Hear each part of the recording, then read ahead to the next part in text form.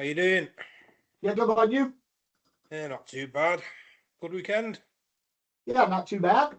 I didn't do a lot per se. I had four, four different fantasy football drafts to do. So not not a ton of stuff, but um, definitely things going on, I guess. Yeah. How about you? Good weekend? Yeah. Tried to get a little bit of cornhole in there while I was barbecuing Saturday, but the rain put that on ice. But luckily with the Traeger, I can still do the barbecuing without the worry of the rain. So Yeah, for sure. Manchester's back on this week, so we're going to try go up there on Wednesday, get some practice in before Croatia. Awesome. Yeah. Yeah. Like I keep saying, I need to get throwing more, and I don't do it. I don't throw as much as I need to.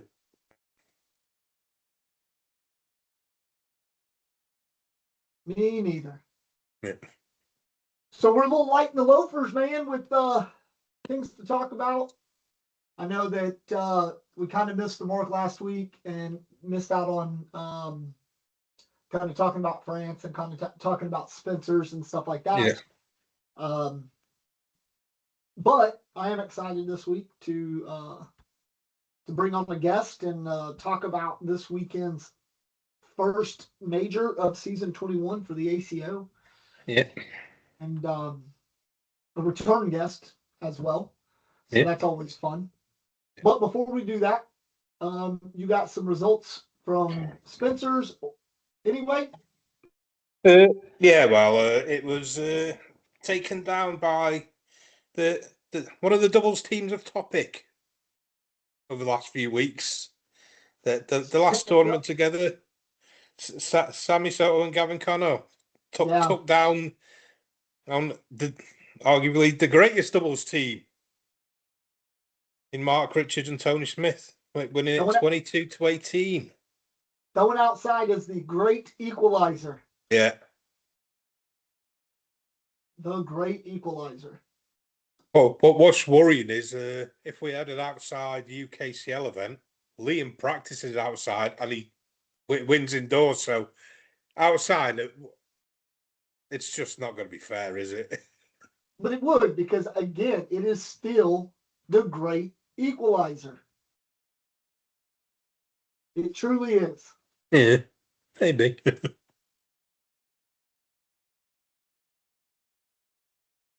But yeah, well, that was Spencer's. As we know, when we see it's just like one great big party out there. So it's definitely high up on my cornhole bucket list of things I'd want to go to. Yeah, I would love to.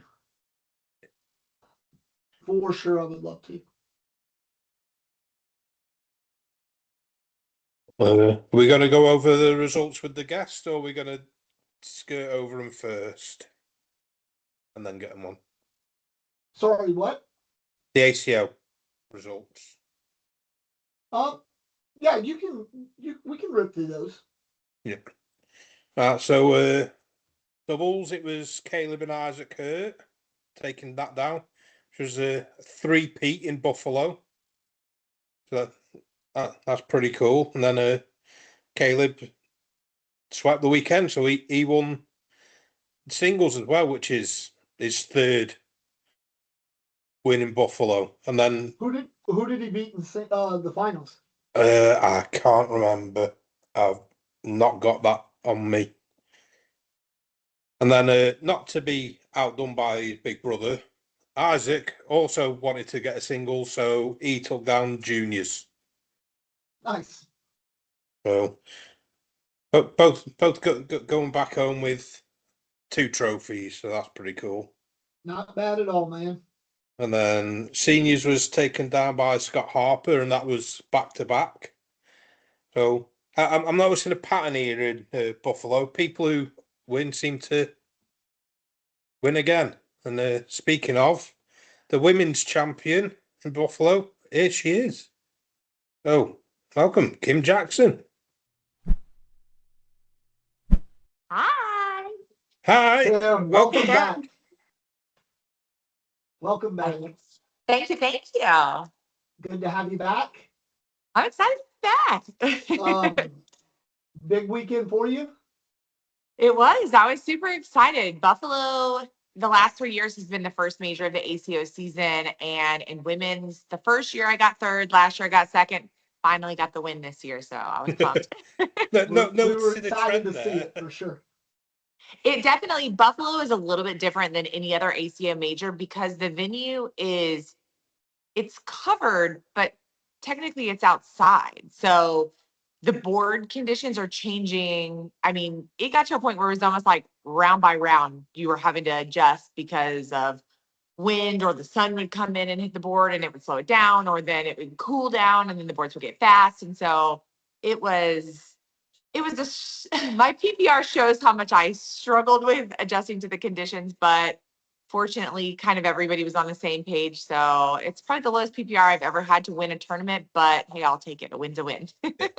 Well, because I saw your post where you said you had changed bags like 3 times throughout the day. Yes. Well, I mean, that was just in women's that I threw Yeah. 3 different sets of bags, and 2 of the 3 sets that I threw weren't even my bags. One was a set of Chad's Envies that I'd really never thrown at all before. And then I borrowed a set of bags from another person on Team CBC that I had never even thrown the series of bags before, but they were moving a little bit. So I threw them through one game. And then finally at the end, one side lost the queen seat game. Chad was like, you just need to go back to your bags that you feel comfortable with. So, you'll just make them work. And that's what I ended up throwing for the game to make it back to the championship and then in the championship. But to do none other than double dip as well. Yeah. That was awesome. Yeah. I think the funniest part, because I was watching it, and I think the funniest part was when you came down and you had to tell Chad, nope, just go live on it, that's fine. But remind them all the time that we don't own the rights to the music, so they don't shut it down. And of course, here he goes, and Chad, because he's just lovable dude from Alabama. Yeah. And he's like, oh yeah, and by the way, we don't own any of the rights to this music. Okay, left side, right? It was just funny. He'd forget, and then all of a sudden it'd pop back into his mind, and he'd be like, oh yeah, we don't own the rights to the music. Well, because with it being the different schedule, because of it being Labor Day weekend, they were trying to run things a little faster than they normally do. Like on a Friday, they were running them a little bit faster for Sunday because there was another event coming in. And so when we found out that we weren't going to play the finals on center court, they were just going to go ahead and play it out so they could start co-ed. I told Chad, I said, grab your phone and go live. So at least, I said, I know when I'm not in a tournament, I want to watch, especially, the championship games. And he was like, with this music playing so loud, it's gonna be constantly cutting off the feed. And that's why I told him that to make sure he said that we didn't have the rights to the music. Because normally it won't kick you off if you at least say it. We just stopped putting any sound for the most part. Like we will sometimes, but if they're playing a lot of music in the background, I'll just turn the sound off when we go live for the podcast or anything, because I'm like, I don't have time to try to do that and and play. And so it kind of depends. On occasion, we'll leave it going if you can't hear the music too much, or if we have someone commentating, we'll do it because then they can say, or they can kind of talk over it and they know we're not really trying to play the music. Exactly. But yeah, it's tough. See, but again, I'm super disappointed. Whether they have stuff going on or not, surely there was not a finals game going on center court that they couldn't have moved you ladies over there. Well, they were playing, I think at the same time they were just finishing the juniors championship and getting ready to go into the seniors championship. And I think the reason they wanted us to go ahead and play out, because basically Kennedy and I were the only ones that were left in any of the 3 tournaments that were running that were holding up anything for co-ed. And so Right, I think that's why they but were at that trying to point- push us through a little bit.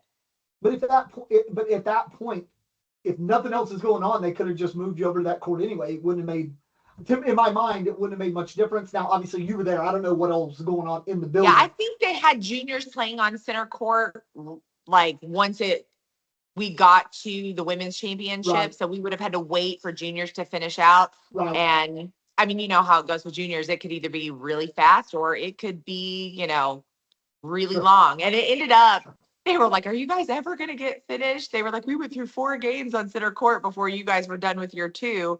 But I mean, they were both pretty long games for Good the double games. dip. So They were really good games, for sure. No, and then I kind of look at it like, again, like we spoke about the last time you're on here, man. You two are like a big rivalry. Not in any Yeah. nasty way. Just, hey, when we watch women's finals, we kind of expect it to be you two going at it, just like you would expect, Cheyenne Bubenheim to always be in the ACL finals. Like, it's just that thing where you two being in the finals is like the ideal matchup. That's Yeah. what you want in the finals. You two, the best 2 in the division. I mean, that's what I want in the finals for sure. Yeah, but y'all are the best 2 in the division, so that's who you want those in. I mean, yes, it's fun to see an underdog make it to the finals and stuff like that, but I want to see you two battling it out, 30 rounds over 2 games each, and just going crazy. So, yeah, but fortunately, Chad did go live, so we got to watch some of it. So, yeah. How did y'all do in doubles? Doubles, I think we ended up 17th. Doubles was the first event of the major, which, like I said, normally doubles is Saturday. So I have, women's co-ed, quads, blind draw Friday to kind of warm up and all of that before we play doubles and singles on Saturday. So I went into doubles I haven't thrown in a tournament. I'll say in a tournament because we throw at home all the time, but I haven't thrown in a tournament since Worlds. And so that and the different conditions, ever-changing conditions of the boards, and the fact I just had nerves, I guess, because it was, the start of a new season. And, even though I've had tons of success last season, it's like, I told myself I wasn't putting pressure on myself for this season, but still it's that whole like, okay, we're starting over again. Like, I don't know. I just subconsciously, I felt a lot more nerves than I normally feel when we play. So I was very, very, I mean, all weekend I was very, very inconsistent, but for doubles, like my first game, I think I threw like maybe an 8-4. Then the second game I threw like a 10-4. And then the third game I went back to throwing like an 8 something. So it was definitely all over the place. Yeah. Do you think it kind of affects you guys? And again, no slight, but you guys had such a good season last year, such high expectations kind of going into Worlds, and then you kind of you didn't meet y'all's expectations. Do you think that kind of gives you a little bit more nerves this year because now you're like, man, we really got to step it back up to where we know we can be? No, I don't think I have extra pressure in that sense for sure. And one thing I felt like going into last season, I put a lot of unnecessary pressure on myself at the very beginning of the season, but I made the bag switch last year. So I went from TNT to throwing CBC. And so coming on and they put me on their elite team last year. And so I felt like pressure to perform for them. But the fact that I had a great year last year, I stayed with them this year, that pressure I don't have this year. I feel, I'm still throwing the same bags and I feel comfortable with the bags. So all of that part of it, I think has staying with the same bag company again, I think has taken some pressure off. But at the same time, I mean, I always want to be competitive, but I'm starting to get to the point where I feel like a little pressure is coming off because I'm finally accepting that I don't have to prove my abilities anymore. Like Sure. I've accomplished, Yeah. a lot of things in the sport. And so it's not like I, have a bad tournament and instantly they're like, oh, well, that Kim Jackson girl, she's no good at cornhole, which Well, they can't before, right now. recently, You're that's the how I reign- felt you're the- all the time. You're the reigning women's player of the year. So you're Very excited you're for it that. now. That was a huge victory for me because it's the third year that we've really gone at it and, chased points for the season. And I've maxed out all 3 years that we chased points. The first year there was 4 of us that maxed out and I got third. And then last year there was just 2 of us that maxed out and I got all in my head because everybody was giving me that, oh, well, you'll definitely win. Oh, you've got this for sure. And so instead of that being encouraging to me, that put like 10 times the amount of pressure on me and I threw awful. And so this year I went into it with the mentality of that I was prepared and I had been here before and I know the other 2 women wanted it, but in my mind and my heart, I knew nobody wanted it more than me. And I went in there and proved that for sure. So then now I got to bring up the negative side of this conversation. Okay. So, do you think that and then that coupled with you guys winning doubles for the females, but kind of struggling and having to double dip, do you think that kind of led into your performance in just the women's worlds for singles? For women's, I felt like I threw well. I mean, I went undefeated through my bracket into the final 8 bracket. And then first game on center court, I had to play Maggie Geiger. And I don't know, I just totally lost my throw in that game and she was not missing. So it was like the more she was going in, the more I was feeling uncomfortable. And so I didn't have it in that game. And I thought that I was going to be able to, get it back together. And then I played McKenna Kopp, who another, amazing player who I, won women's doubles with. I played her and it was a battle back and forth, back and forth. And in the end, she gave me a couple opportunities that I did not capitalize on that I would have won that game. So there was a little bit of frustration for me losing there, but still, I feel like when you're playing players at the level that these women are, as long as I'm competitive in the game, I'm really not going to be that upset about it. In that game with McKenna, I mean, it really could have gone either way. We both played well in it. Like I said, the only frustration I had was just in those last couple rounds. The opportunity was there and I didn't take advantage of it.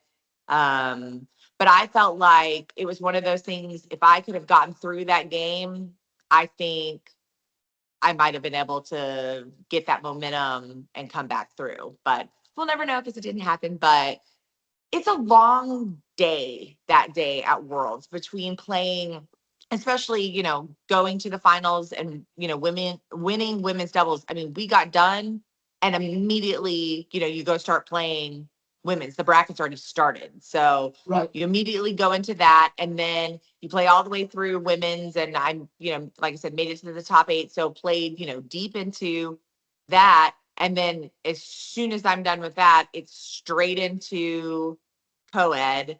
And then the 2 teams we lost to in co-ed, we lost to Kelsey and Daryl, who ended up winning the whole thing. And our second loss was to Russell Tabers and Martina Belt, which is another great team that's always kind of in the mix of things. And in that game, I threw well, but Russell threw like an 11-4 against me. Right. So, I mean, it's one of those things I'm like, what can What are I you do gonna do? there? Yeah. So, I mean,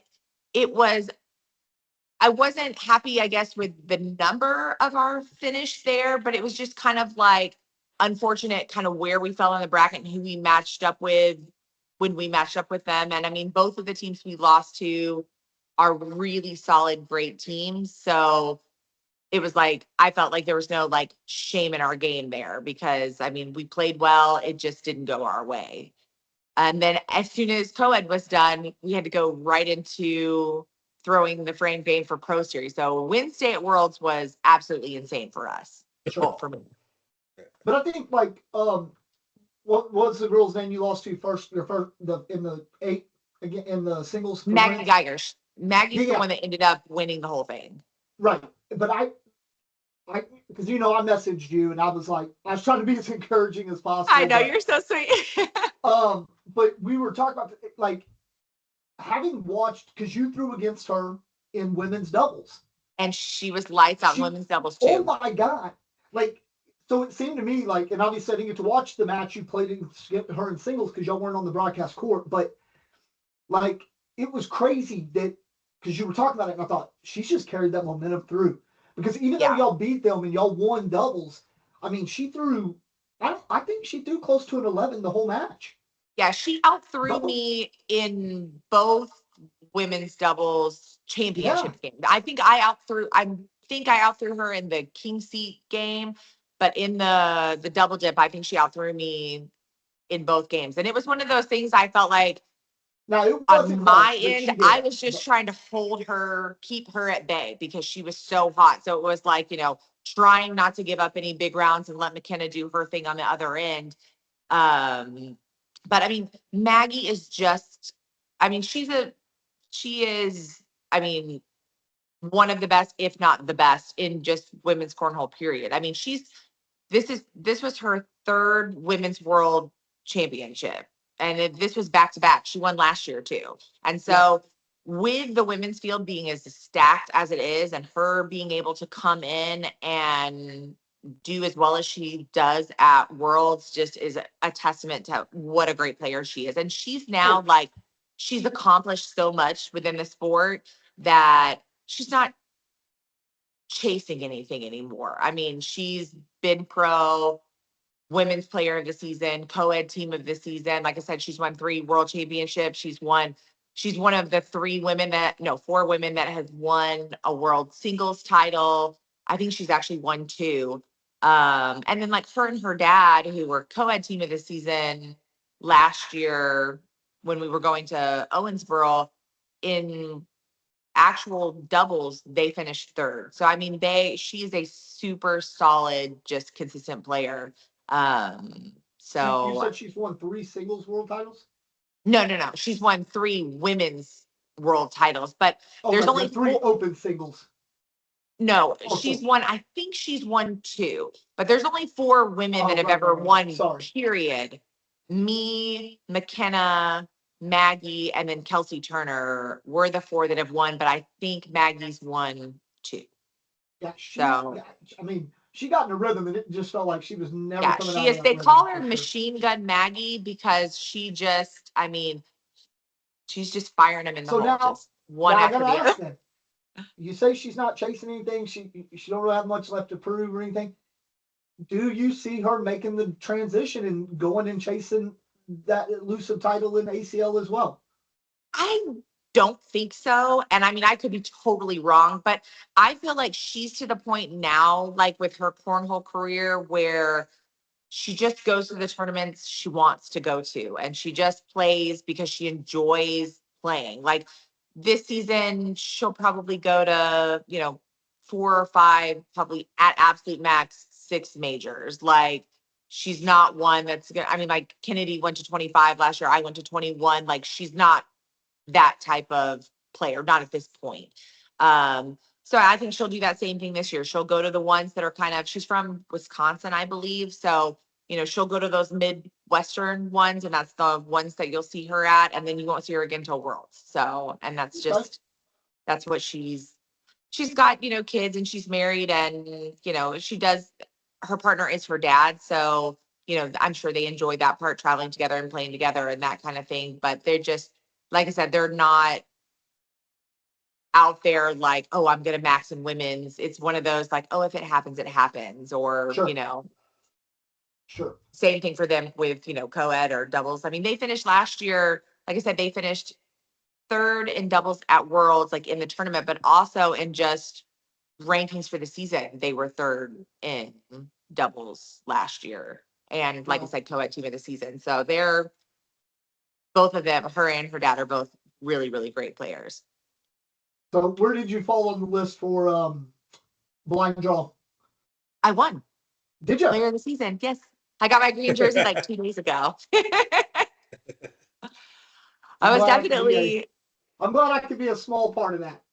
No, you definitely were a big part of that, because getting that fourth win, that made a difference in the points for sure. Because this year, the way that they did the points, you got between second and first, 55 to 49 is, obviously 6 points difference. So having that extra, having all 4 of my major wins, that's what put me over the edge. Because Russell, the player that got second, he had all 8 of his regional wins and then 3 major wins and then a second. So he was, right behind me basically in points.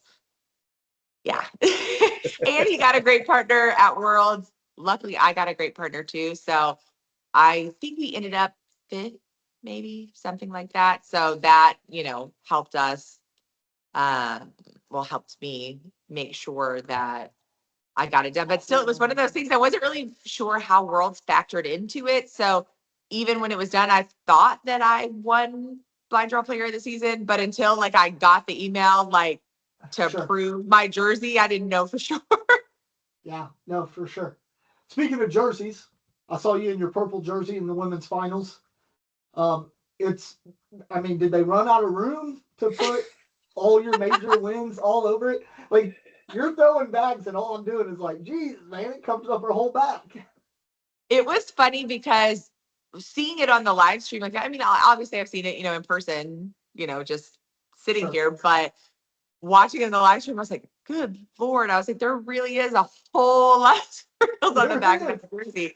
And the thing is, fortunately, if you win multiple events at a major, they put it in one circle. So in Europe, I won multiple events. So there's just one circle for Europe that has all of the events listed in that circle. Thank God, yeah, because I won 23, so I would have had 23 circles on my back. So that would have been insane.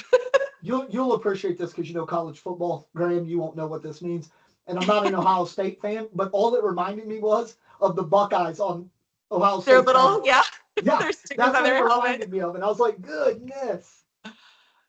But but congrats. That's awesome. Thank you. We're all super proud of you.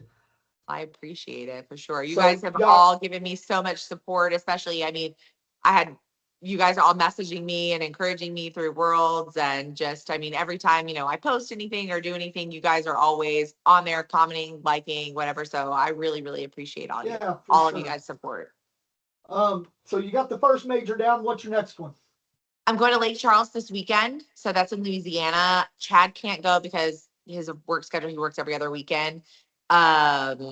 So I'm going to play. I didn't think y'all traveled alone. I thought y'all only traveled together. It's not as common. I went to a couple without him last year. But it was only 4 or 5, something like that. And then this year, now that I'm working with the ACO and helping out with their social media stuff, that there'll probably be a few more that I'll go to this year that I probably without him wouldn't. In the past, just to go, I probably wouldn't have gone to. But the ones that are, within a certain distance from me, most likely I'll still go to them. For Lake Charles, I think it's 7 hours from us, which in the grand scheme of things, it's not far. We just got back this morning from Buffalo. We drove straight through because Chad had to work today, had to be at work at 6 a.m. this morning. And I think we got home at 4:45, something like that. So he basically changed clothes and went straight to work for a 12-hour shift. So, so after, driving, 12 and a half hours from Buffalo, 7 hours seems like, a breeze for sure. It took Graham, 5 hours to get home from London 2 weeks ago? Yeah. Accident on the motorway, literally 200 yards away from where I'm turning off, and I just did not move for about 45 minutes. That is the worst, It's especially just, right at the end of a trip too, when you're just yeah, so ready to be there. It's like you can see the finish line and you're like, yeah. I could just See, walk but there. we told him, just take the train. Literally, just take the train. And he goes, no, it's 3.5 hours on the train. It says it's 2.5 hours in the car. I'm taking my car. How long Yeah, I did would it have take done you the to same get thing there, Grant? probably. How long did it take you to get there? God, no. Far too long getting back. No, but how long did it take you to get there as well? Probably about 3.5 hours. Just as long as it took you on the train. Traffic. Man. So are you trying to come back over this year? Definitely. We will be there for sure. I'm hoping And I am. you wait, Well, did you say because hoping? I hope I am. So because we don't know what the ACL schedule is going to be like either. Uh-huh. So for us, like for myself and like Liam, our big thing is if that weekend happens to fall on like a higher tiered event that we need to go to and have a good showing at, we got to kind of take that because in Yeah, the end of the day, understandable there. that's what we're playing towards more so. Has nothing to do, it's nothing against the ACO, You just have but more opportunities to play I, ACL than ACO over there. but I don't have any opportunities as ACO. I can't become an ACO pro. I can't. So all those little things, I enjoy the tournament. I had a great time playing against you, playing with you, and I'm hoping I get to do it again this year. But I don't get to chase anything in the ACO. So for me, it's one of That's those things like I'm not going to give definitely up. understandable. Yeah, I like I'm still not going think to there give needs up to be a going. clause in there that you can make pro. I Well, don't see why you but can't. do you remember I called out Frank on behalf of Kelsey Yeah. because I was like, if I can't be pro, she gets to be pro, right? He goes, well, no, because she's not. I was like, no, she is European. She's English. Yeah. And he's like, yeah, but Exactly. she lives in the States. And I was like, man, come on. Yeah.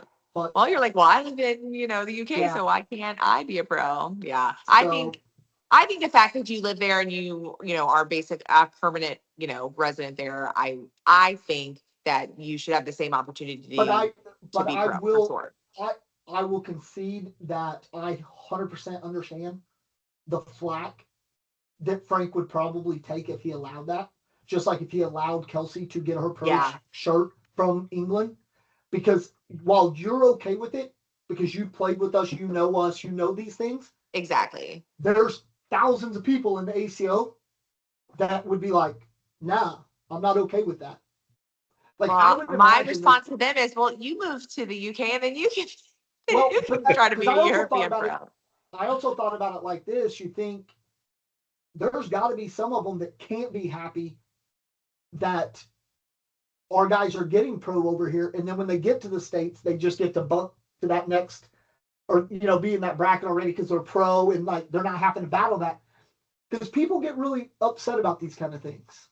They definitely do. And this is one thing that I talked about more towards the end of the season last year is I feel like people that are hyper focused on those types of things are just playing the sport for all the wrong reasons. Like, yes, 100%. we all want to, be successful and, have, make pro and win tournaments and those kind. I say we all, but I mean, the ones that are, trying Sure. to chase it, not everybody is playing for even those reasons. Sure. But I feel like when people are so hyper focused on other like, oh, well, they get to be pro. Well, it's different because you guys don't have the same opportunities that we have in the States. So But there's no way to build it and give European players any opportunity if they come over if you don't have that opportunity for them to make pro through the European major. And I mean, I think that the whole in-game goal with Europe is to get to the point of having, multiple majors there and having, more regional events and that type of thing to build it where it is more structured like the US point system as far as having to have your, regionals and sure. both, multiple major finishes in that. But I mean, people just don't grasp the part of, these types of things just don't happen overnight. I mean, it has to grow and the interest has to be there, and not just the interest of having players come to the tournaments, but to be able to run regionals or even multiple major events. You also have to have people that are willing to do those tournaments. And Sure. so, it's going to have growing pains. It's going to take time, but I think if they keep moving and pushing in Europe, I think that the potential is there for sure. I agree. But I think like the people that are complaining about, because we know there are people that complain about it. There are people Everything. that complain about ACL, having ACL Europe and all these different things. But I always feel like, and I'll speak just for the ACL purpose, because ACL Pro in Europe is just ACL Pro. There is no divide like there is with the ACL. I think the people that probably are complaining the most about it aren't the ones that are even on the verge of making pro anyway. They just need something to complain about. But they would also be the same people that if they flew over to England, that having never won a major ever, they win the England major, then all of a sudden they'd be like, yeah, but I still won my major. But you don't want us to benefit from that major. You would benefit from it, but you don't want the rest of us to benefit from it. And I feel like those are the kind of people that are complaining. But those are also the kind of people that I don't want to be around, and I'm sure would try to gaslight the hell out of me if I came to Worlds and they're like, oh, but you're American. You didn't even have to earn your pro slot, blah, blah, blah, and I'd just be like, I would be very, very surprised if anybody was confrontational about it in person. I mean, I can't speak for him, directly, but I feel like, for Craig coming over, I feel like everybody welcomed him with open arms and, was so excited that he came over and gave him tons of support. And I didn't hear any negative about, him being in the main bracket, or, being able to play in pro series and that type of thing. So I was pleasantly, I guess, surprised that everybody was so welcoming and open, for everything with him.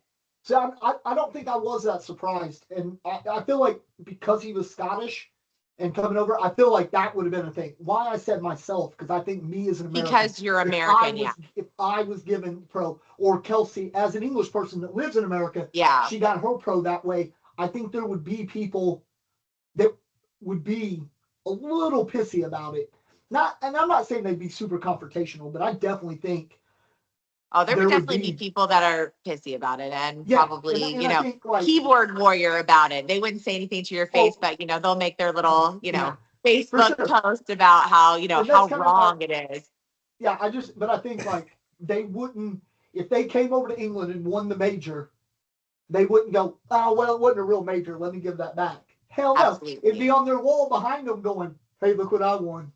Exactly. Because people love, but it happens, and people get upset about like certain ACL aspects, like ACL Europe and these kind of things. And it's a weird one because like, we're stuck out here not getting to play in the World Cup because we're not in the States as an ACL pro making the World Cup team and things like that. And then they have a separate European championships after the event that's coming up. So like what would be considered our Worlds with the WCO and the World Cup is coming up in 3 weeks. Matter of fact, we leave 3 weeks from tomorrow, and I'm super excited. I bet. Hey, if you and Chad want to come, man, we got room in the Airbnb. What's up? Hey, you never know with us. I'm just telling you. But after that, they do a pure European championship. Okay. Now, this has been for the last 2 years that we've kind of argued for and against, and people, because we as Americans are not allowed to play in it, period, end of. If you are not a country passport holder in Europe, you cannot play in this European championship. Okay. And it's because they want to know who's the best of the best in Europe. And I understand that because obviously we will have a ton of Americans come over for Croatia in 3 weeks. The likes of, we've had Trey Birchfield, Adam Hisner, Tony Smith, Ethan Walker, Logan J, all these guys that are top-notch dudes coming over. And odds are one of them's probably going to win it all. So then they host, as it sits, Europe hosts another tournament, probably 2 months later, the European Championships. but we aren't allowed to play in it. And when we made the argument that we live here, we pay into your economy, we play in your local leagues, we do all these things, and they're like, yeah, but you have your own in the States, so. And it's like, so it's been this contention of them not want, they love us here, but then they don't want us playing in that one. And I think a lot of it is because like the number one dude in Europe right now is an American. He's a military dude. Okay. So he's stationed out here. But yeah, it's a weird one. But it's like for the World Cup, I can't play on the English team because I don't have an England passport. Yeah. And I understand that aspect of it because in the legitness of it, you know, to try to be Olympic sport, you got to have federations and you got to hold certain True. rules. And I understand that. But Yeah. I'm like, see, I wish I wish that while the ACL, you know, filled the team of 6 for the World Cup, I wish Frank would petition to be able to get an ACO 6-person team in the World Cup as well. That would be awesome. It would be so awesome. But then the problem is you can only have one team from said country, I would assume. Yeah. I would assume that that's the stick for it, but yeah, I just think it would be awesome. But I said that last year, right after Worlds, I was like, what I want is I want a teams event or, you know, whatever, take you, McKenna, no, not Maggie, right?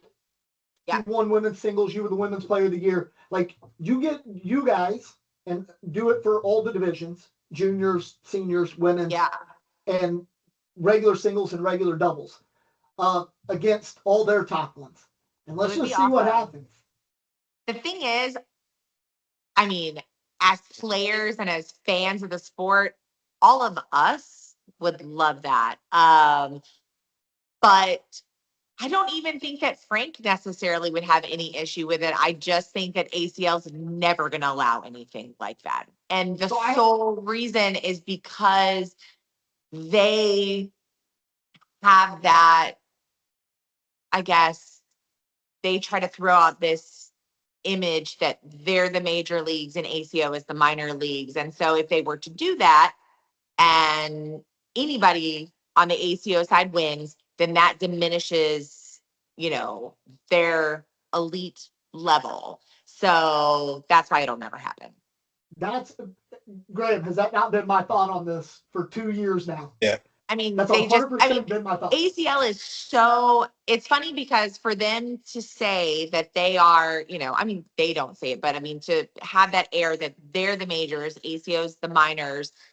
But yet ACO will allow their players to play in any ACL tournament. They're not concerned about that, but yet ACL will not allow their pros to play in ACO. And I feel like it's the exact same thing of they won't allow their pros to play because if their pros come to an ACO tournament and they're not just dominating, then again, it shows that there's no huge difference in level of play. And there's not.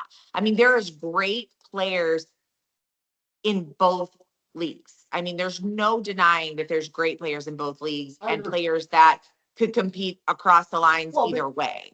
But we know that because some of the top guys in the ACL right now were ACO dudes just a couple years ago. I mean, pretty much most of them, unless they're the kids, the little ones that, you know, Cash and, you know, players like that.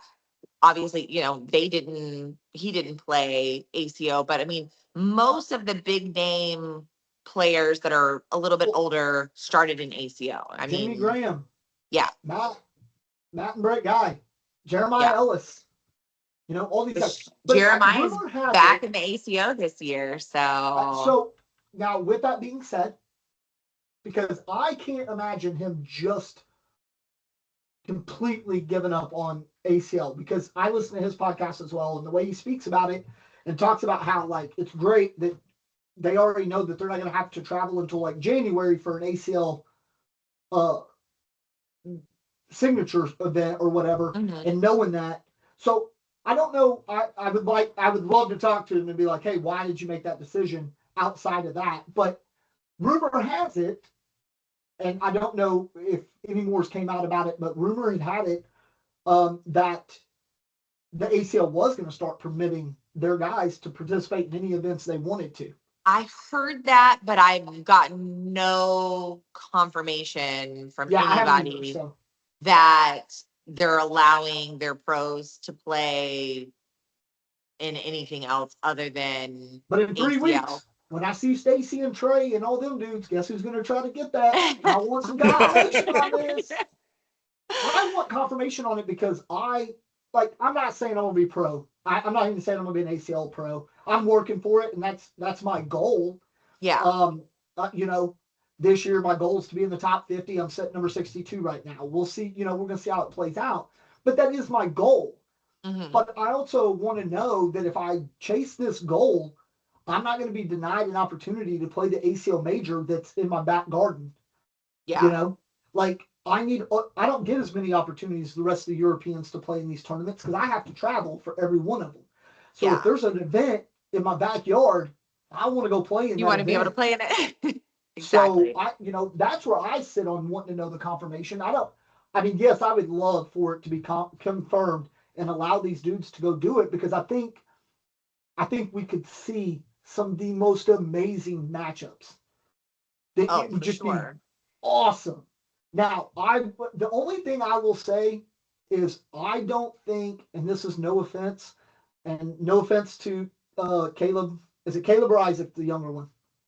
Isaac. No offense to Isaac.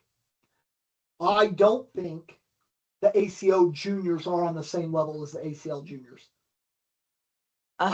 Kim, when you watch a 9-year-old throw 50 rounds and throw an 11-2, it's just insane. Well, the thing is, Cash is a one in, I won't even say million, I'll say a billion type of player. I mean, he is a child prodigy. There's no other explanation to why a kid that just turned, 9 years old this season is able to compete at the level and play at the level that he is. His mental game and control is so advanced for anybody, much less to be, he's not just a kid, he's a young kid.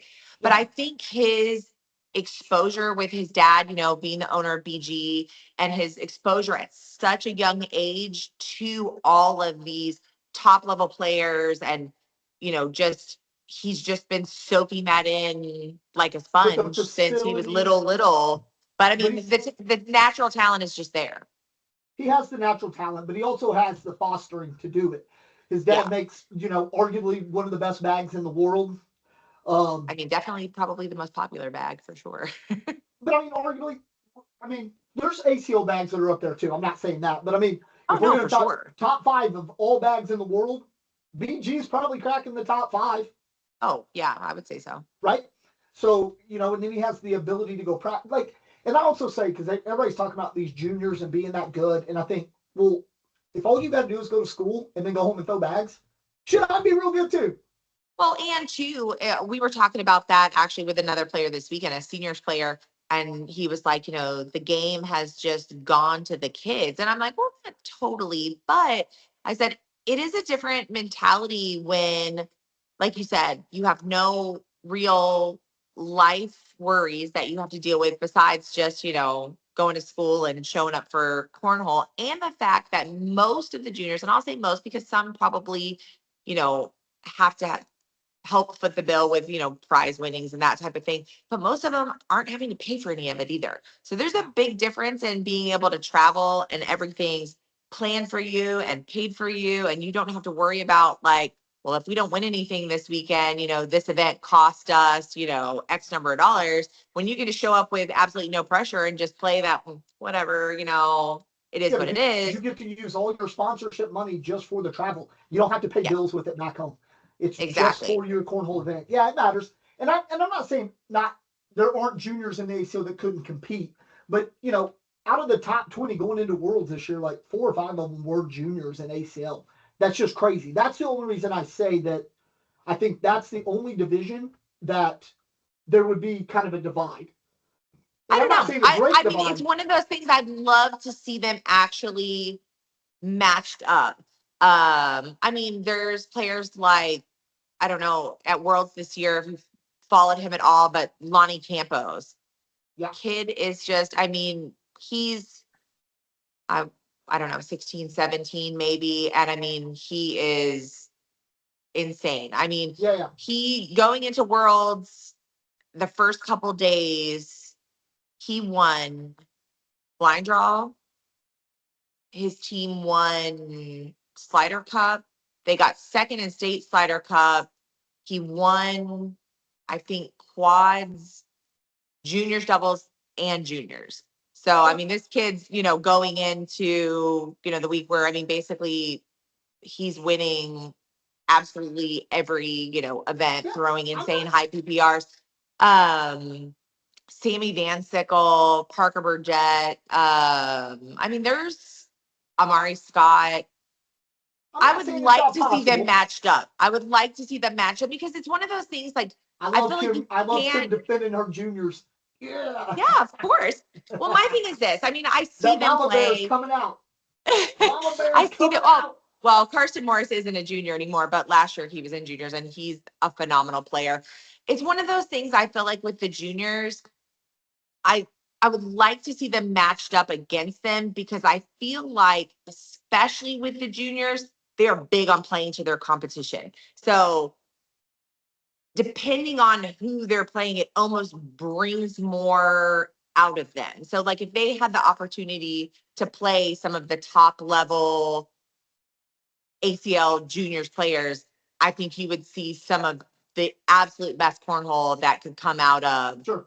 the top 5 to 10 juniors in ACO. I think that they would be a lot more competitive than you think. No, and again, I didn't mean it like there was going to be this huge divide. That's just the only division that I could see there being a divide. Like Yeah. I think with the rest of you guys, I 100% believe that you ladies could compete with the ladies in the ACL. Like I believe that your singles guys could probably compete on a super high level to compete with the Mark Richards, the Tony Smiths, the Jamie Grahams. For sure. But Well, because the proof there with Jeremiah. I mean, Jeremiah has been, before he made the switch last year to after he won King of Cornhole to ACL. I mean, he'd been playing in ACO for like 5 years before that, and really was kind of. I mean, he was a pro and a good player, but I mean, he wasn't dominating like he did. And then, all of a sudden it just clicked and he was on fire and won King of Cornhole and then went over to ACL. And I mean, there was nobody that didn't know who Jeremiah Ellis was after that first season.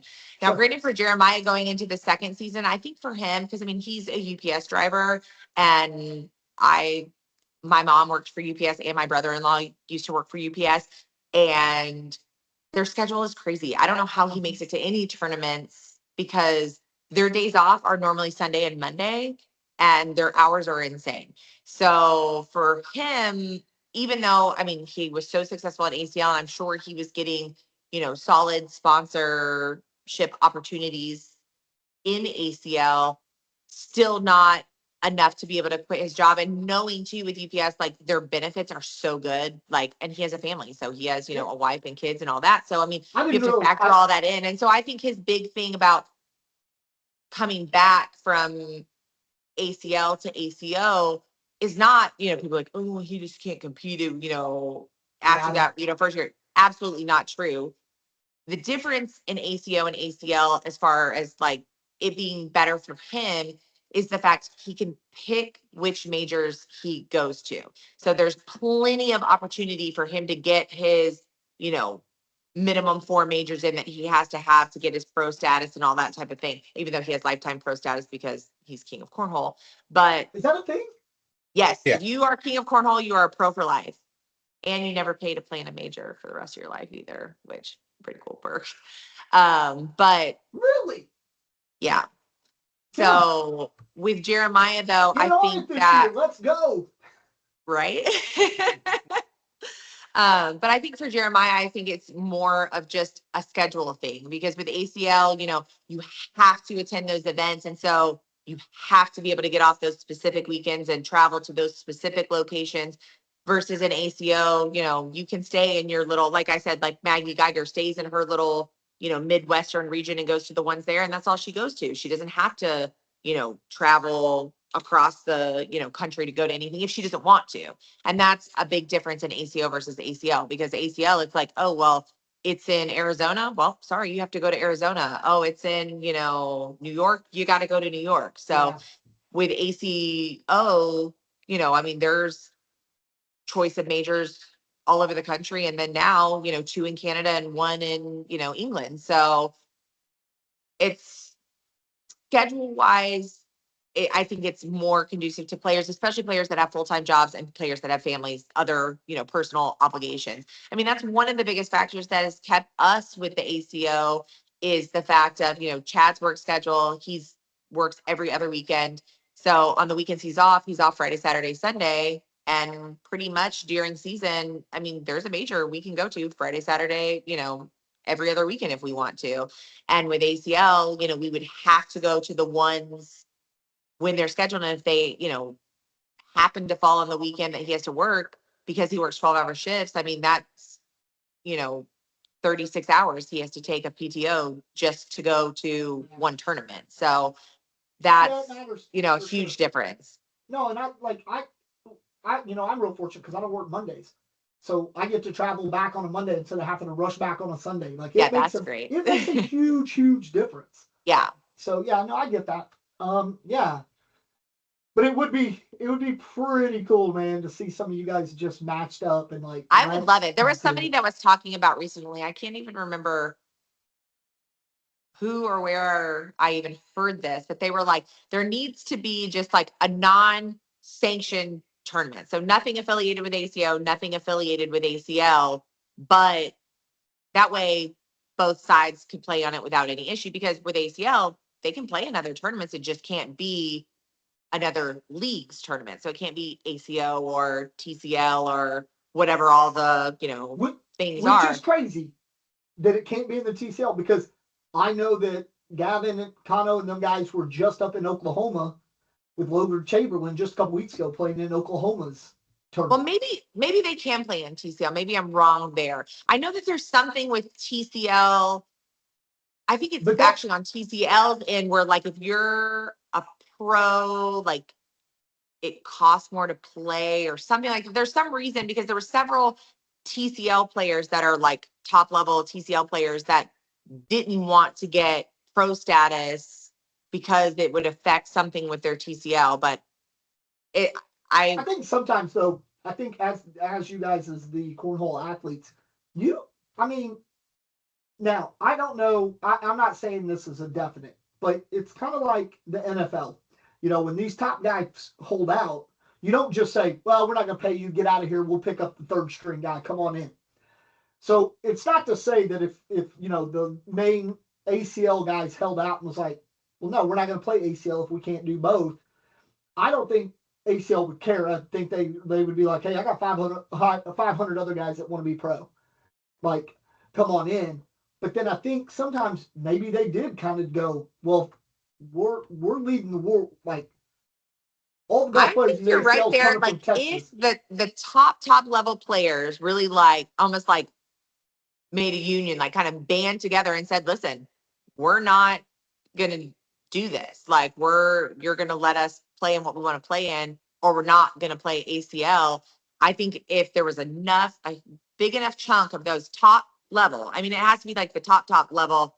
I think even though there's so many players that would gladly take, move up the rankings and take those spots, I think that it would still have an effect. I think ACL would consider it on the fact that the last thing they want is not having these electric high, PPR, great shot games on ESPN. Because if you start having players that are, just okay level players competing, then I don't see, as much of the interest as far as, TV goes and all that kind of stuff. So I Sure. think they would not Sponsorship, want to all that. lose they wouldn't want to lose all of their top level players Sure. for sure. But see, sometimes I already feel like the Texas boys kind of already did that. They were like, hey, we're filling out your top 20 and we're all from Texas. You either let us play in the TCL or we're out of here.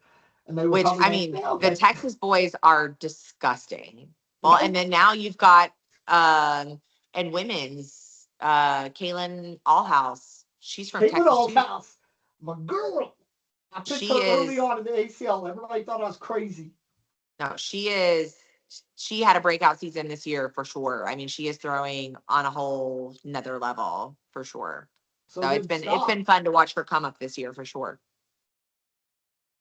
Riley Schaff did too. Man, Yeah. that girl's good. That girl's she's good great. too. She's great. And then them together is a great team. That was awesome. No, I think I think you're right. I think we could have some just amazing matchups and amazing matches if we could find a neutral site, a neutral ground to stand on. Like literally, Jerry Jones, if you ever hear this, you love hosting stuff at Arlington Stadium. Just do it, man. Just be like, look, ain't nobody got to pay for nothing. We're just doing it. We want to see the best. You send your top 50 dudes from the ACO. You send your top 50 from the ACL, and let's just clash of champions. Let's go. It would be awesome. It would be awesome. I would literally fly out just for that. I mean, Just to sit I there feel and watch like cornhole players, cornhole fans like that. I mean, people would be fired up for that tournament. it would be for amazing. Sure. It would be awesome. Like it would be amazing because it would be. I mean, just anytime you can have, like I said earlier, with you playing in the finals for the women's, you want to see the best of the best playing each other. Everybody talks about, oh, I love an underdog. Yeah, you love an underdog like once.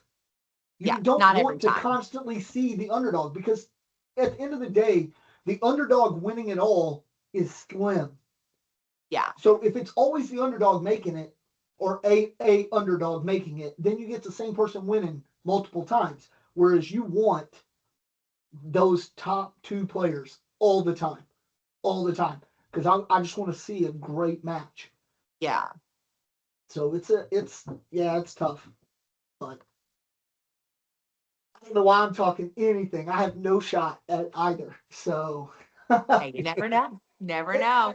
I do, but here's the thing, Kim. I do know because I don't get to play enough. Yeah, my goal right now is I literally just want to find a small place in one of these villages that has like 1 acre of land. Even if that, I'm going to put up a purpose-built run that I can just play cornhole year-round in. See, that is one thing. And I mean, for us, that's why we ended up building, our house instead of, I mean, we were living in a subdivision and, metro Atlanta area. And we practiced outside some in our driveway, but it was kind of, up, down, outside conditions. So, I mean, you're not really practicing like your true throw that you're going to be throwing in a tournament because you're adjusting to conditions. I mean, throwing's throwing. It's never gonna, it's not a negative thing. But it was constantly trying to find somewhere to practice, somewhere to play, trying to find like, oh, maybe like, a sports facility would, agree to, sponsor us and let us practice there or, let us pay, some type of, fee to practice. And then finally we were just like, let's just sell the house, go get some land and build our cornhole house. And that's what we have now. If I still lived in Arizona, you best believe I would have one. Yeah. I mean, it's one of the, for us, I feel like it's one of the greatest decisions that we've made, like, personally and, professionally for, cornhole. It's, just having it where, Chad can come home from work after a 12-hour shift and, he's got to kind of wind down before he goes to bed, that he can just come in here and throw for, 30 minutes first. The board's already set up, the bag's already out. So it's, versus before it was like, okay, now I got to lug the boards outside and set it up and bring everything out. And, you only, like I said, got 30 minutes to play with or whatever. You're not going to do all that. So you're not going to practice as consistently. I would say that there's pretty much not a day that goes by that Chad is not in here throwing bags. Me, I don't practice as much as he practices. Ooh, I'm But- player of the year. I don't have to practice. It's one of those things I'm just like kidding.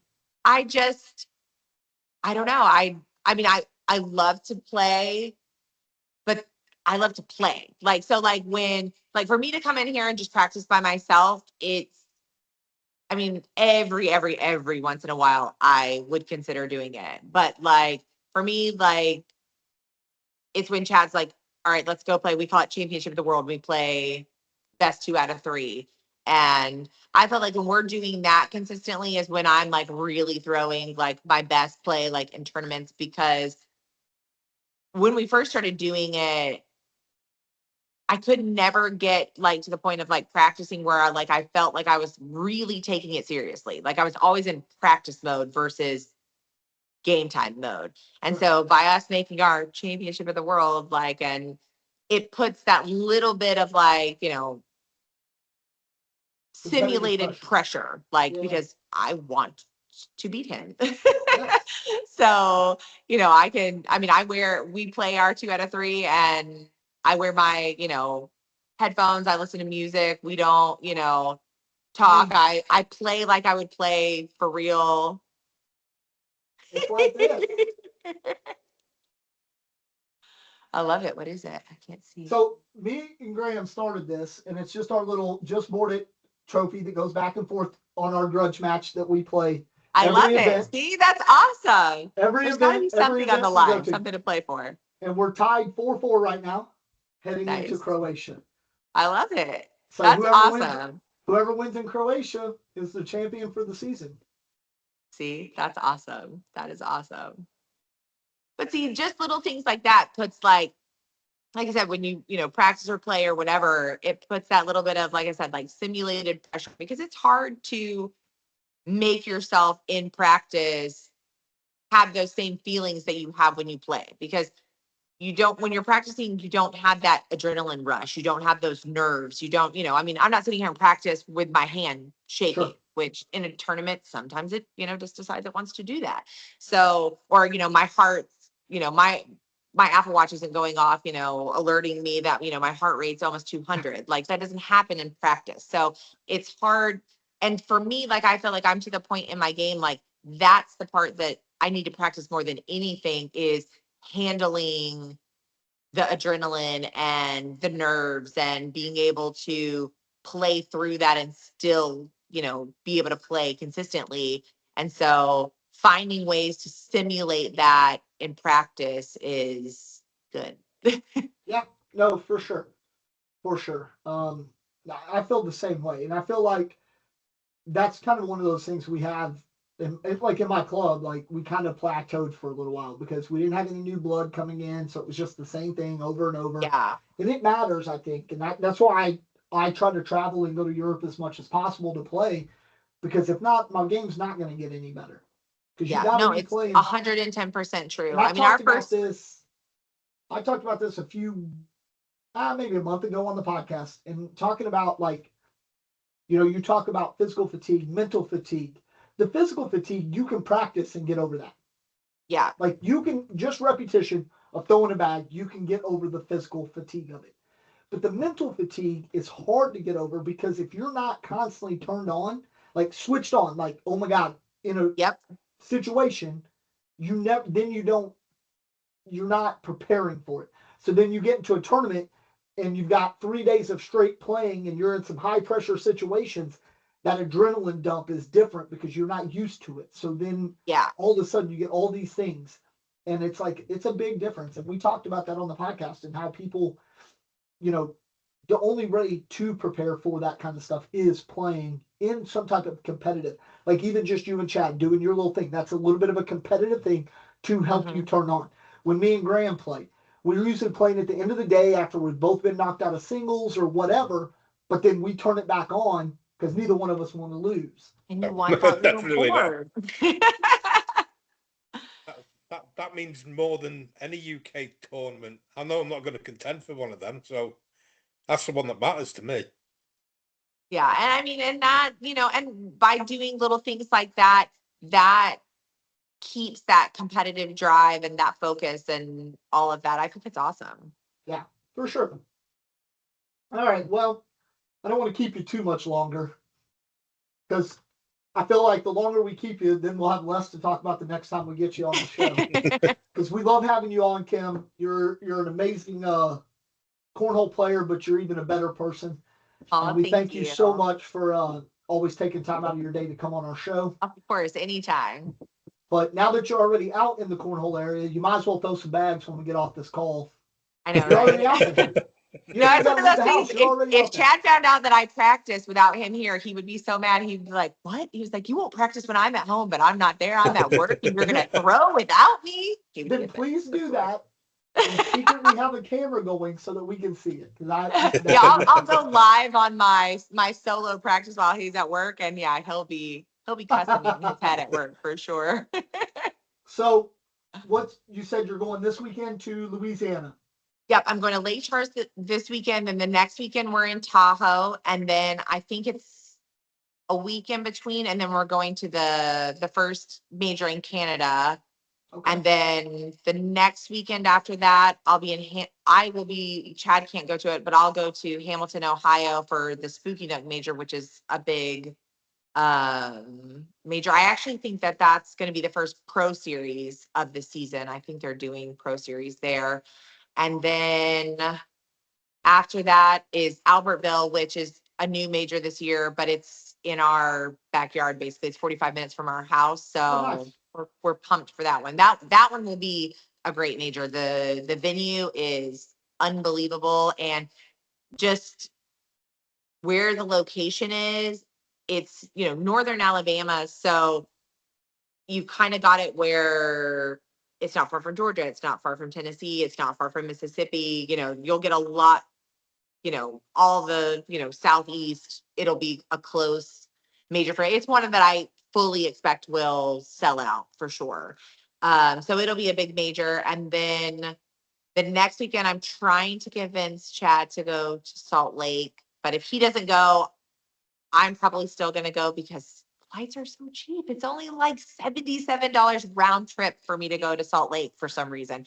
So if Chad can't go, I might take my 13-year-old with me and play with him out there.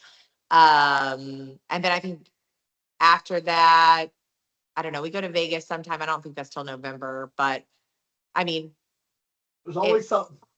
It's as many as I can go to. I'm going. I know, and I love that. I love that because you also you don't strike me as it's not that you're chasing. You just like to go and you like to play. No, I just love it. That. I mean, I really genuinely love it. And then now, like I said, that I'm working with the ACO and working with them for their social media content and that type of thing. It's like giving me even more like excitement and motivation to want to go because I'm like, oh, I want to catch those moments. And I mean, my goal with our social media this year is really trying to push giving as many different players as we can, exposure and that moment and acknowledgement and, all of these great, bag companies that have come on board with the ACO, trying to highlight, the different bag companies a little bit more. And also, I just feel like, one of the great things about the ACO is just the overall just vibe of it and the family atmosphere and all of that, and trying to kind of showcase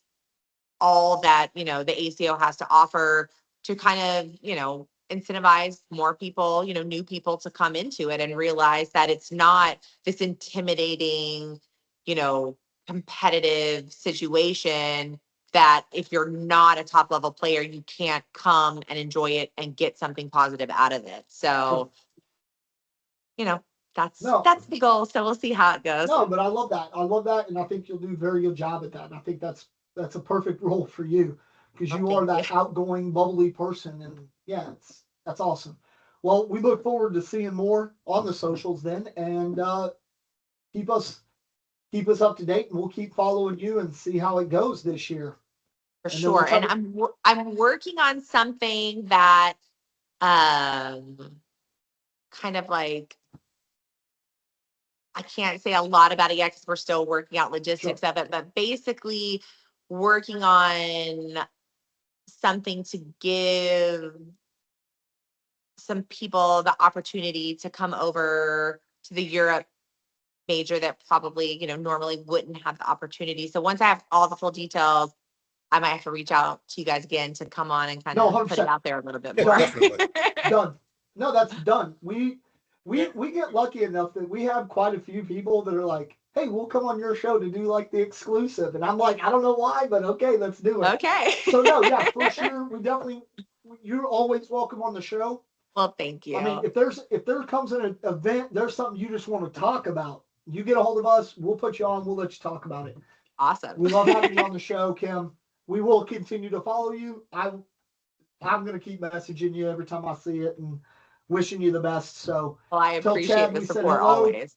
Next I time will. we'll have to make sure he gets on the show as well. I don't want him to feel like I'm trying to court his wife and keep him out the loop. I don't think he feels like that, but I use the word court because I just started watching 1883, and I didn't realize how star-studded of a cast it was, by the way, because I'd watched all of Yellowstone, but 1883, and they're using words like, yeah, you can court my daughter. And I just thought, what a great word that we don't use anymore. True, it is very true. I think that's what I'm going to tell the next boy that tries to date my daughter. I'll allow you to court my daughter. And if you don't know what the word court means, you don't get to. Yeah, you don't get the opportunity for sure. All right. Well, good luck to you this weekend, Kim. Thank you for coming on. Always a pleasure. Congrats again. Thank you, guys. Give a shout out to your sponsors. Oh, CBC, rocking my Corn Slingers bag hoodie. And then we're working with a new apparel company called Go To Gear. They're working on getting their socials together. I mean, it's like, brand new phases of everything, but they're going to have some awesome apparel options. And also for anyone that's looking for, custom apparel, jerseys, that kind of thing, they can do all that kind of stuff too, but beyond just, their branded gear that they're going to have out. So we're excited about that partnership this year. And then also one of our most, it's kind of like a random sponsor, but we're sponsored by Park and Ticket, which is a park and ride facility at the Atlanta airport. And it was one of those things when we first got them as a sponsor, I was like, this is kind of a cool thing, but it ends up, as much as we travel, it's been a huge sponsorship for us, just them giving us free parking when we travel, when we fly. So they are awesome. And if anyone ever, flies out of Atlanta, they are the easiest park and ride facility for sure. We've had it before where we've pulled into the facility, gotten on the bus, gotten to the terminal. And Atlanta is a massive, massive airport. Yeah. And gotten, like I said, parked off site, got on the bus, got to the airport in less than 10 minutes. So you can't beat that. So yeah, they've been a great supporter of us the last couple seasons. So we're glad to have them on board again this year. So. All right. Well, good luck to you this weekend. Thank you. Thank you. Yeah. And we will be in touch. All right. Sounds good, guys. Yeah. Have a good one. Thanks, Kim. Bye. Bye, guys. All right, man. We're back. Yeah, always good to have Kim on the show. She's just such a lovely person and is super passionate about the game, and that always shows. She's just a great guest to have on, and we wish her nothing but the best. Yeah, and we'll follow that until some more ACL stuff starts kicking off, and we'll still continue to follow it because, hey, on this show we support everybody. Yep. So, shout Whatever out to our corner we sponsors. can get our hands on. Yeah. Shout out to our sponsors, Slicky Baggers. Just B10 for your 10% off. Yep. Go out there and check out their bags if you're looking for bags. All their merch. I think most of it's all on the website now. Yeah, give it a shot. Check it out. And then stay tuned for next week and a fairly good announcement on that, I believe. We'll see how it plays out, but I think I think we'll be ready to go for next episode. I don't have much else, man. Well, that's it. I think, yeah, 3 weeks until we go to Croatia. I think next week we're going to try to get Ton on, the ACL Europe director. We originally were supposed to have him on tonight, and some things come up and he couldn't make it.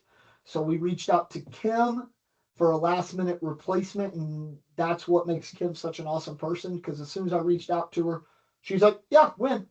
And I was like, "What works best for you?" She's like, "Don't care. Anytime you're ready, I'm ready." All right, let's do it then. So that was pretty cool. So I thank her for that too. So yeah, stay tuned for next week's episode. It should be a good one. Shout out to Ruby's photography again. Let's plug her every time we get a chance. I don't know anything else, bud. I think we're covered for a week now until next week. And like I say, another week closer to Croatia. I'm excited. Looking forward to that.